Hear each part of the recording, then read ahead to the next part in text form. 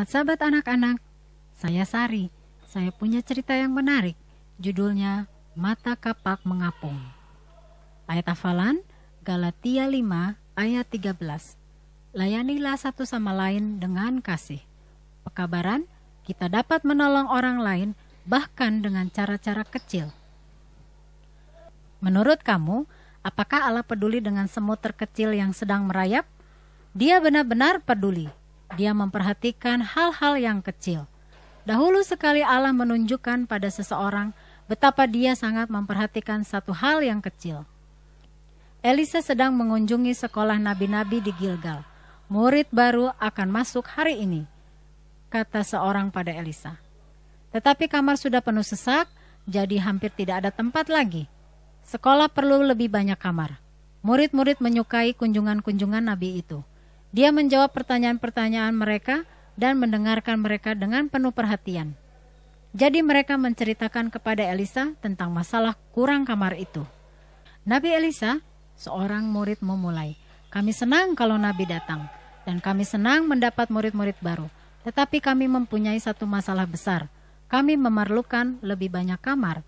Nabi Elisa memikirkan tentang itu. Sekolah benar-benar terlalu kecil. Ya, dia setuju. Tempat ini terlalu kecil. Mari kita pergi ke Sungai Yordan. Kita dapat membangun suatu tempat di sana di mana ada cukup banyak kamar. Seseorang menyarankan, dan di sana ada banyak pohon untuk dipotong buat satu bangunan yang lebih besar. Satu tempat yang lebih besar diperlukan supaya lebih banyak murid dapat datang dan belajar tentang Allah sehingga mereka bisa menceritakannya pada orang lain. Ya, Elisa mendukung. Itu ide yang bagus. Pergi dan mulailah. Kemudian salah seorang murid berkata, "Tidakkah Nabi ingin ikut bersama kami? Nabi dapat menolong kami menemukan tempat yang tepat." "Baiklah," Elisa menjawab, dan dia berangkat bersama mereka. Maka mereka semua bertemu di tepi sungai, lalu mulai bekerja. Banyak pohon yang harus ditebang untuk membangun sebuah sekolah yang lebih besar. Setiap orang bekerja keras, menebang dan memotong-motong dengan kapak. Tiba-tiba, salah seorang murid berteriak, "Ya ampun, tidak, tidak." Semua mendengar, ada bunyi yang jatuh ke dalam air dan menoleh untuk melihat kapaknya. Mata kapaknya telah hilang. Tidak heran murid itu menjadi sangat bingung. Kapak adalah peralatan tukang yang mahal.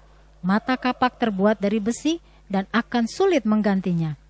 "Itu bukan punya saya," murid itu mengeluh. "Saya meminjamnya. Apa yang harus saya buat?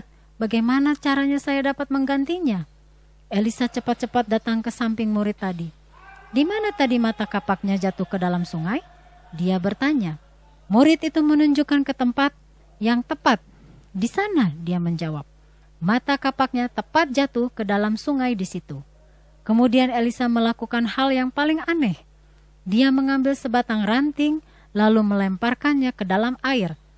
Tepat di tempat di mana mata kapak itu tadi jatuh ke dalam sungai. Lalu muncullah mata kapak itu mengapung di atas air.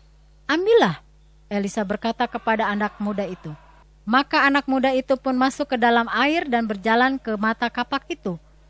Dia mengambilnya lalu kembali ke tepi sungai di mana dia memperbaiki mata kapaknya ke tangkai kapaknya. Saat itu, setiap orang mengetahui bahwa benda-benda yang terbuat dari besi tidak dapat mengapung. Jadi bagaimana caranya mata kapak ini mengapung? Satu mujizat. Allah menggunakan Elisa untuk melakukan satu keajaiban lagi. Ya, Allah peduli akan hal-hal yang kecil. Dia memperhatikan jika kita kehilangan satu alat yang kita pinjam atau satu mainan kesukaan kita. Dia memperhatikan semua kebutuhan kamu.